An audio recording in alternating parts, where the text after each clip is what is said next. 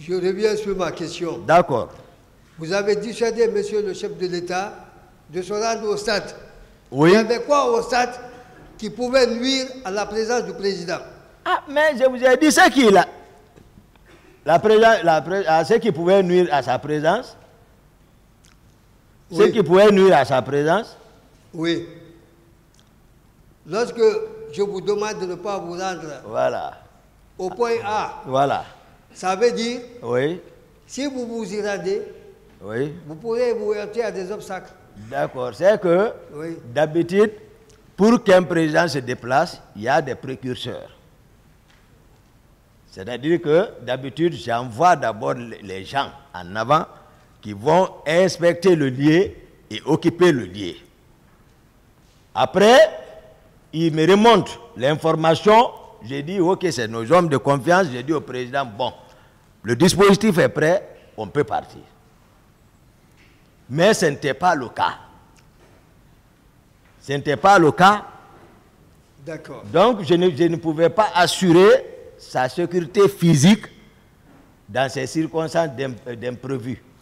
Ou bien vous craignez pour le président de la République, s'il se rendait, pas président de la République, le chef d'État, s'il se rendait au SAD, qu'il participe à la répression, vous pensez que s'il était au SAD, lui-même réprimer les manifestants? Non, je n'ai pas pensé à tout ça. Moi, c'est-à-dire c'est son état. Je n'ai pas aimé l'état dans lequel je l'ai vu. Voilà. Bon, vous avez dit qu'il était dans un état tel Bon, tel. que vous avez considéré vraiment il n'était plus le même. Vous l'avez dit. Je l'ai dit. Qu'est-ce que vous entendez par il n'était plus le même? Qu'est-ce que ça vous dit? Ah, mais d'habitude, les gens ont l'habitude de le suivre à la télé.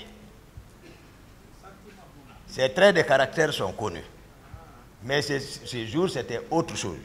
Tel que moi, personnellement, je le voyais à la télé, il se comportait beaucoup plus ou beaucoup moins relativement à ses réactions? Beaucoup plus, cette fois-ci. D'accord. Et vous dites, s'agissant du recrutement de Kaléa, vous ne connaissez pas Bienvenu? Non, je ne connais pas Bienvenu. Et qui d'autre? Ni Jean-Louis Pogomou, l'adjoint de Bienvenu. Ensuite? Blaise, je ne le connais pas, qui est ici. Vous dites ne pas les connaître. Non, voilà. Mais vous connaissez leur nom. Oui. Est-ce que la connaissance de leur nom pourrait justifier que c'est eux qui ont organisé ce recrutement-là? Des gens que vous ne connaissez que de nom. Vous ne pouvez pas les identifier. Comment pouvez-vous dire que ce sont eux qui organisent le recrutement? Non, ça c'est au vu et au su de tout le monde. Moi je suis de ce monde-là, moi je ne savais pas. Voir quelqu'un et le connaître font deux. Je n'ai pas dit que je ne les ai pas vus. J'ai dit que je ne les connais pas. D'accord. Voir quelqu'un et le connaître font deux. Je suis d'accord. Voilà. Mais quand je vous pose une question, j'ai dit, est-ce que vous avez vu? Ça voudrait dire, est-ce que vous avez compris? C'est en cela, ce sens-là. Ah, d'accord. Voilà. Et vous affirmez que les événements du 28 septembre ont été supervisés par M. Marcel et M. Tcheboro et puis autre personne. Vous le maintenez? C'est la vérité. Et vous y ajoutez, ce sont les proches du président Dadis. Oui. Mais lorsque vous dites que vous étiez dans la confidence du président Dadis, est-ce que cela ne signifie pas aussi que vous êtes un proche? Non, le sens de proche, je vous ai dit, j'ai détaillé. J'ai pas voulu, j'ai même dit que je n'ai pas voulu parler de c'est tout ce qui pouvait diviser les Guinéens. Je vous comprends. Sur ce pas. Voilà, je n'ai pas voulu parler de détenus. D'accord. Je vous ai dit que nous étions absorbés. Vous avez pris, j'ai évité le mot pour parler de garde parallèle. Tout à fait. Tout ça, c'est pour éviter le mot là. Mais c'était ça.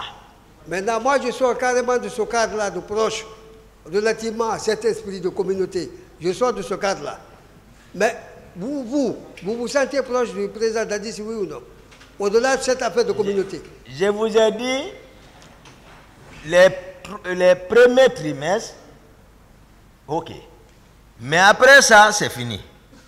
Vous ne vous sentez plus en proche de Dadis, Monsieur Dadis. Il sortait, Tegboro occupait ma place pour sortir. Moi, ma question est simple. Je n'étais plus proche. Vous n'étiez plus proche. Je vous ai dit formel, qui était là au fond, ce n'était pas ça. D'accord. Vous n'étiez plus son confident. On est d'accord? Du tout.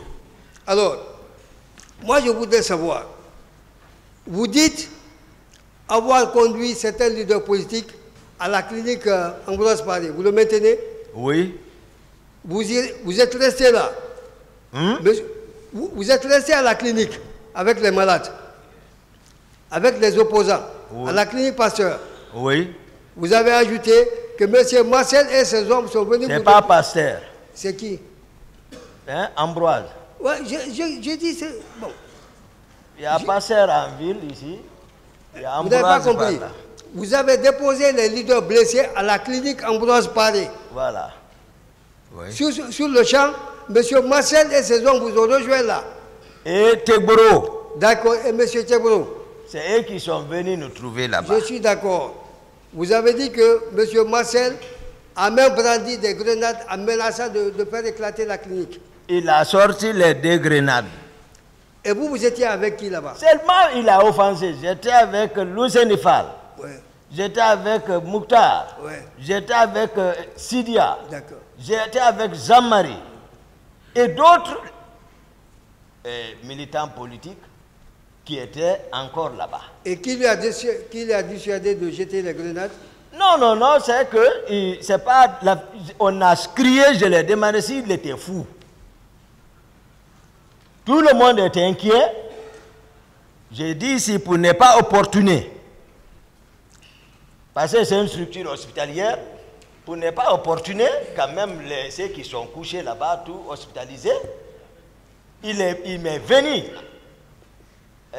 à l'idée de les réembarquer encore dans mon véhicule. Je ne les ai pas laissés encore non plus avec eux. Donc vous avez réussi à les dissuader. Ah, ça c'est pas dissuadé, j'ai quitté le terrain.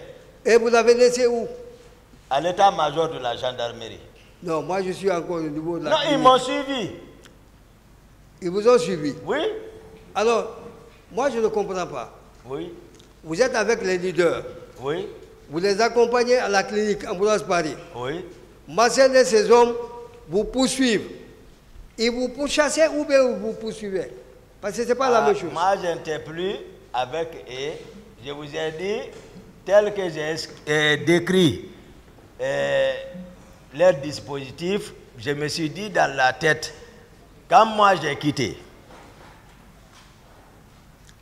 vous pouvez demander, j'ai dit, les leaders où ils viennent, ils vont expliquer clairement comment on a quitté là-bas.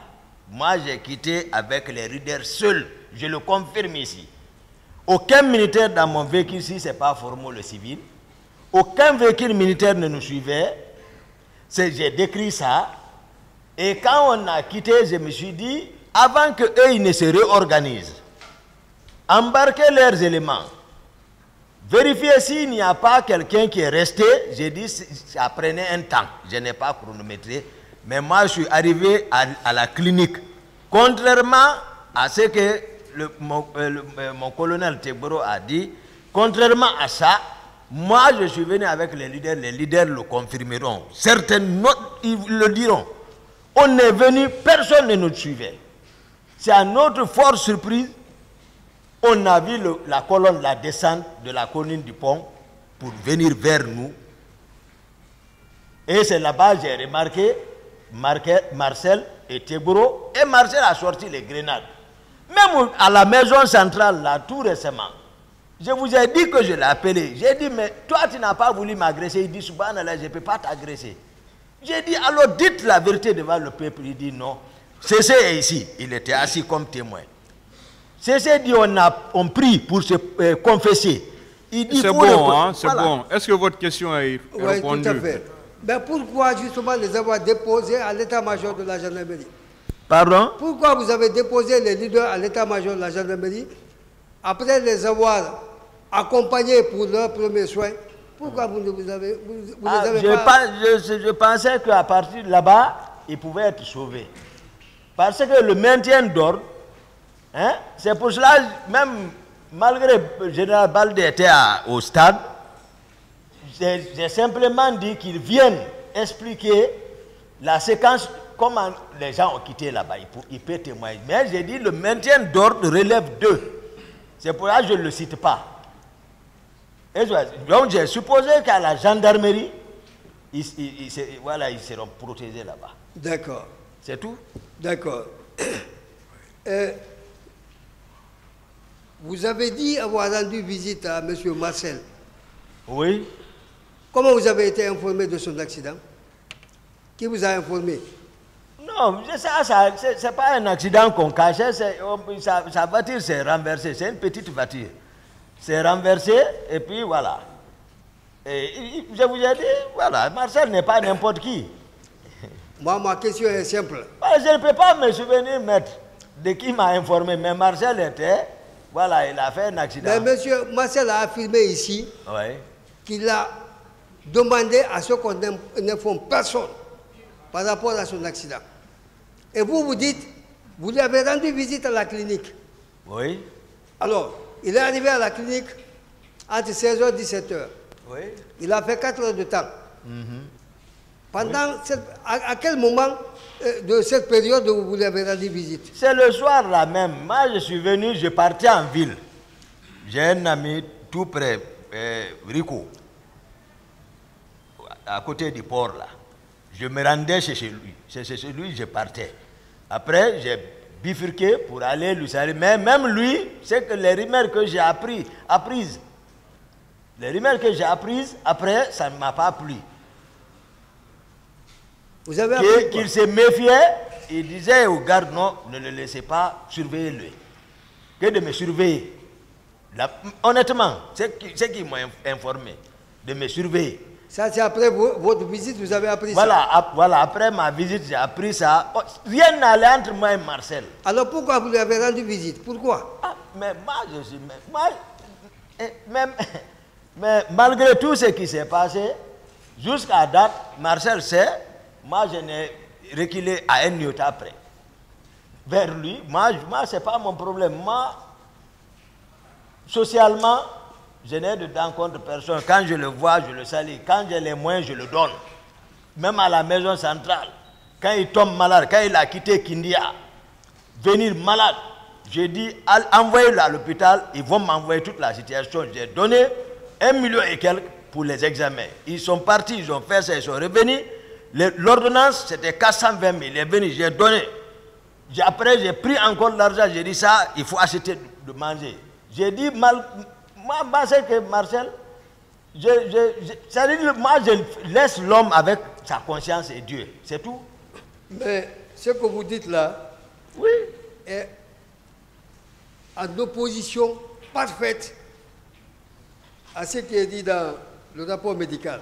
En opposition? Oui, par rapport aux documents fournis par la clinique Ambulance Paris, qui dit que les frais de traitement ont été supportés par le CNDD.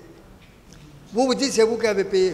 Non, mais je sais qu'il y a l'âge joue comme ça là.